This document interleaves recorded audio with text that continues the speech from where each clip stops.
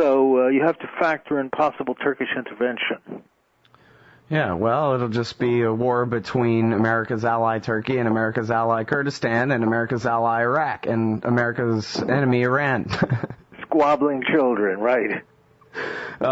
Great. Well, I'm with Maliki. Let's have this referendum the day after tomorrow. I mean, what are we waiting on? How about forget the opinion of the Iraqi people? Let's just go right now. Everybody on your truck to Kuwait. How about all the American soldiers in Iraq all just start walking toward Kuwait, driving their trucks toward Kuwait, and refuse to fight from now on? What about that? Well, that's being too sensible. It's un-American. Of course, that's the solution. But unfortunately, we're hooked on this imperialist impulse. So we're staging this fake election, a rigged election, in Afghanistan this week to validate our continued military occupation. I wish the Taliban had challenged them to an open, free vote with real international supervision. You know who would have won the election? The Taliban. But you know who's banned from the election by the Americans? The Taliban and its allies. And what they've done is they say, okay, we're going to hold an election, but anyone who opposes our presence here is not allowed to run in the election. So the only people who are running are the people who are stooges, quislings, and people who are on the U.S. payroll, or people who hate the Pashtuns like the Tajiks of the Northern Alliance. That's not an election. That's a beauty contest.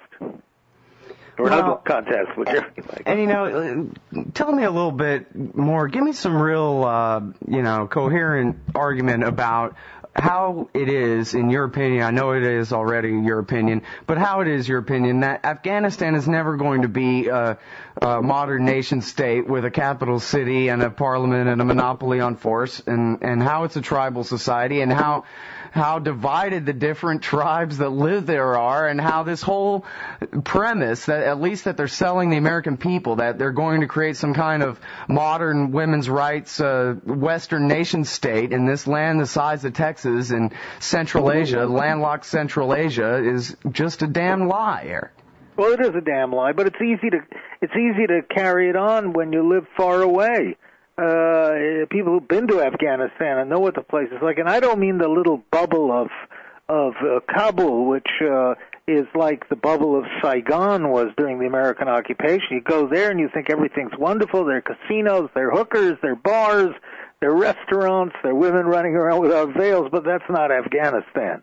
That's little America under the bubble. Get beyond city limits, and you're in a country that's living in the 14th century.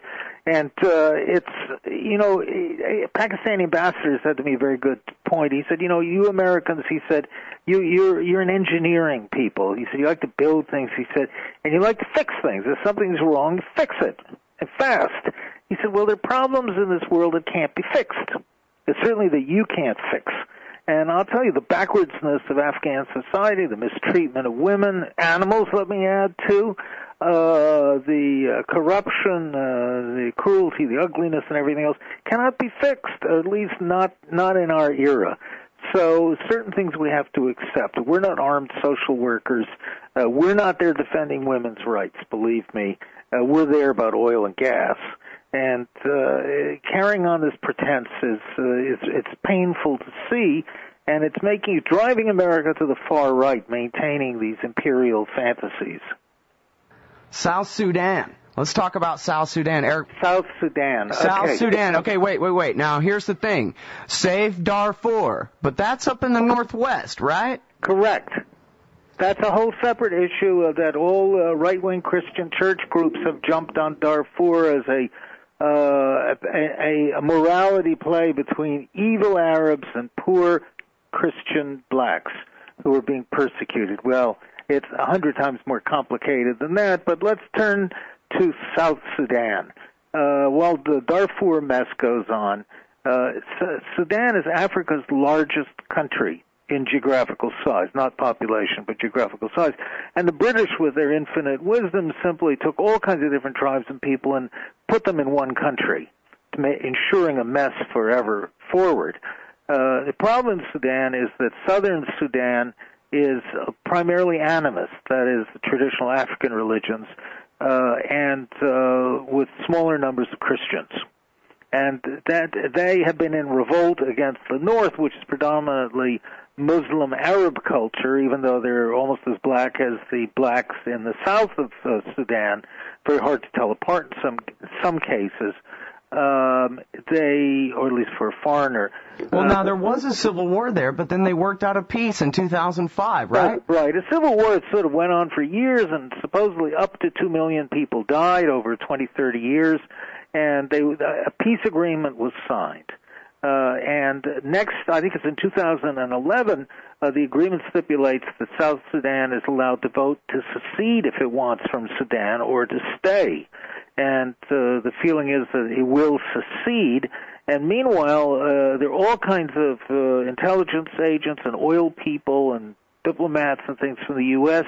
in South Sudan, in the capital Juba, who are working to make sure that Sudan is broken apart and that part of its oil-rich region, which is in the south, goes to this new state, which will be another American protectorate. Well, so as far as you know, is the Save Darfur movement just a front for these oil companies who are trying to just get a foothold in that country one place or another? No. There's genuine concern in the U.S. and Europe about Darfur because it's gotten huge media play, but nobody really understands what's going on in Darfur, and you have this great deal of propaganda that's been put out by both right-wing Christian church groups and by left-wing aid groups like Oxfam.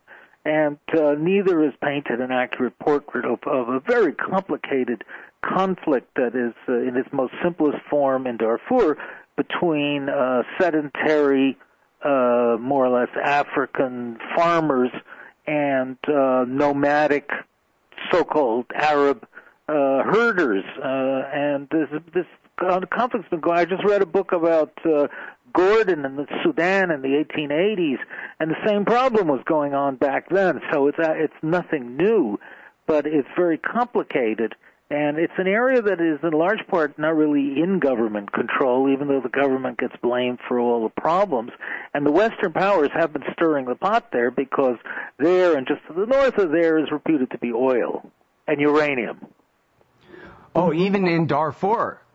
Even in Darfur. Why? That's the first I've heard of the uranium, but that's certainly the first I'd heard of the oil there. I thought all the oil was in the south, but so that's a whole other problem. Well, and from the American Empire's point of view, there may be. That is suspected. I see. Yeah. Although here's what there definitely is, right? Chinese in the south.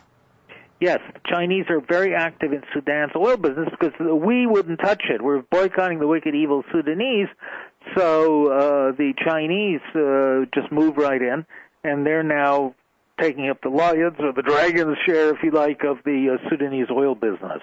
And then you don't know what you got till it's gone. Now the American Empire wants the ball because the Chinese picked it up. Exactly. And also Sudan, is very underpopulated, and it has Sudan could feed all of black Africa, just that one country. There's a lot of fertile farmland, but it's very poor and it's not developed.